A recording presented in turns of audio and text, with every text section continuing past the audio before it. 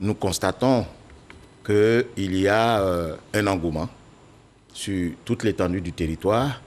Je l'avoue, effectivement, dans certaines zones, on a eu quelques soubresauts, quelques empêchements au vote, destruction de biens matériels électoraux.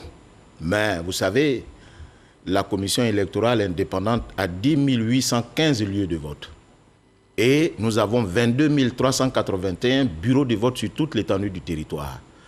Les dégâts sont minimes, à peine 25 ou 30 ou 40 bureaux de vote sont concernés, mais n'empêche que c'est un droit fondamental qu'est de voter.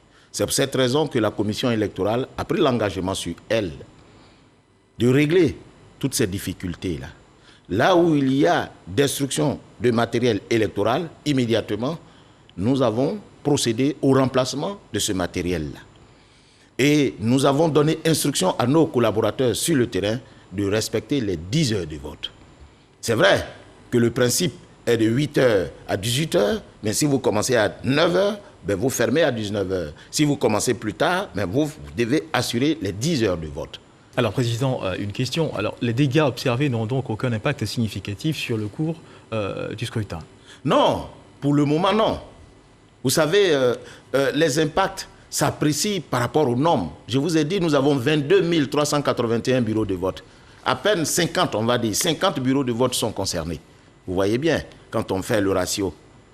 Voilà. Donc, mais, pour nous, c'est un engagement que nous prenons. Même si c'est un bureau de vote, où des citoyens sont privés de leur droit de vote, c'est un sentiment d'insuffisance pour nous. Voilà pourquoi nous mettons tout un point d'honneur à respecter nos obligations, celle qui va consister à faire voter tous les citoyens là où ils sont, s'ils veulent bien.